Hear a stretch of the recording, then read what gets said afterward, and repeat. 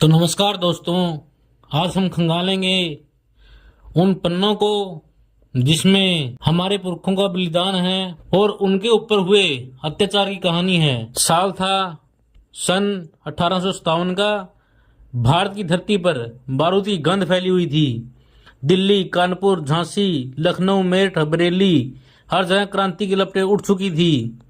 किसान, सिपाही, राजे रजवाड़े और साधारण जनता सबने मिलकर अंग्रेजों को चुनौती दी थी। लेकिन जब यह विद्रोह दबा दिया गया तब अंग्रेजों का असली चेहरा सामने आया। वे अब सिर्फ शासक नहीं थे बल्कि बदले की आग में जलते हुए कसाई बन चुके थे। उनकी एक ही सोच थी, भारतीयों को इतना डराओ कि आने वाले 100 सालों तक कोई फिर विद्रोह का नाम भी न ले। यही सोच बन गई थी 1857 के बाद अंग्रेजी राज की असली पहचान। दिल्ली 1857 की बगावत का दिल था। बहादुर शाह जफर को क्रांतिकारियों ने सम्राट घोषित कर दिया था। लेकिन जब अंग्रेजों ने फिर से दिल्ली पर कब्जा किया तो उन्होंने शहर को खून से लाल कर दिया।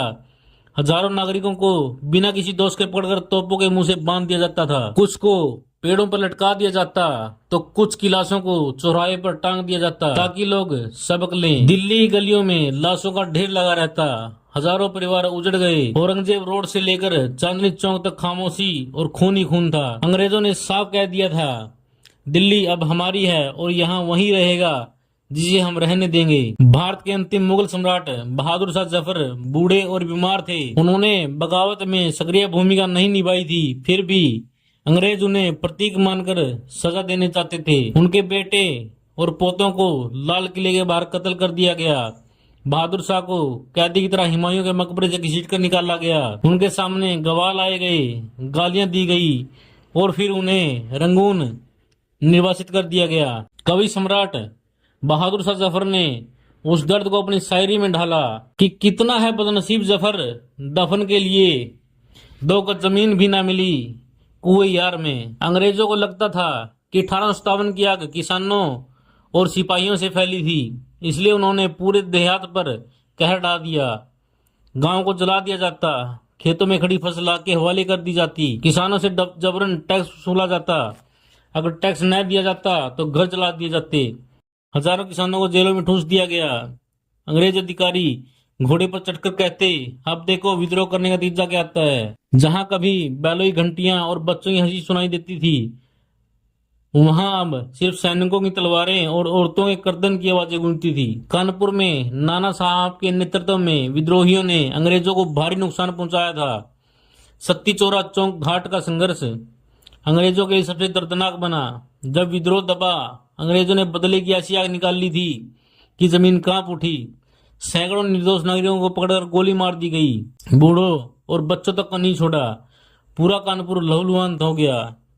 अंग्रेज अधिकारी हयूग रोज ने कहा, कानपुर में खून की नदियां बहनी चाहिए ताकि आने वाली पीढ़ियां डर में जिएं। झांसी की रानी लक्ष्मीबाई ने जब अंग्रेजों को चुनौती दी तो वह पूरे भारत की शेरनी बन गई।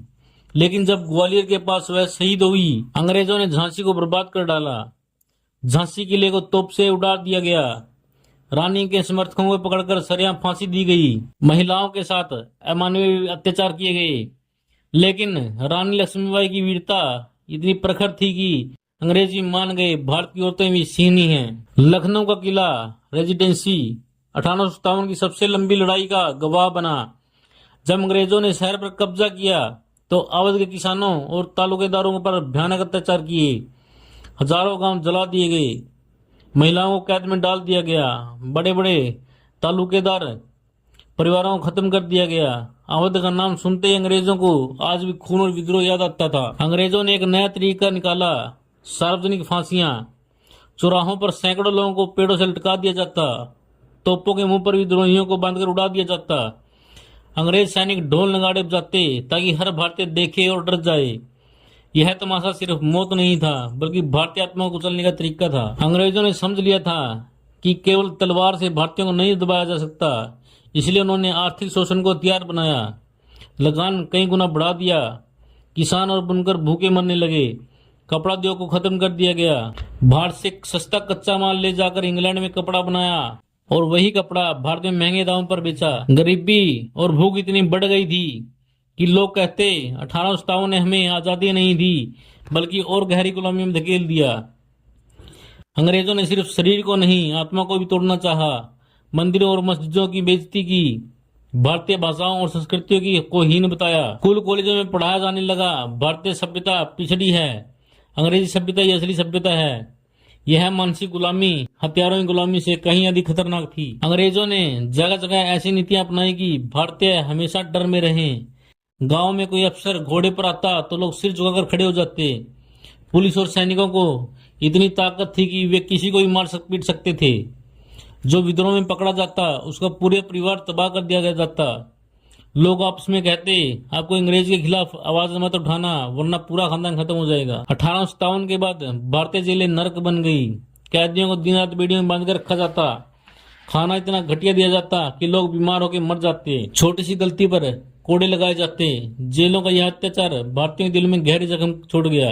अंग्रेज चाहते थे कि भारतीय हमेशा झुके रहें, लेकिन अत्याचार जितने बढ़े प्रतिशोध की ज्वाला भी उतनी ही बढ़ी। गांव गांव में लोग छिपकर विद्रोही की कहानियां सुनते, कवि और संत गुप्त रूप से आजादी के गीत गाते और धीरे धीरे यही दबी हुई आग 1885 में कांग्रेस की नींव बनी।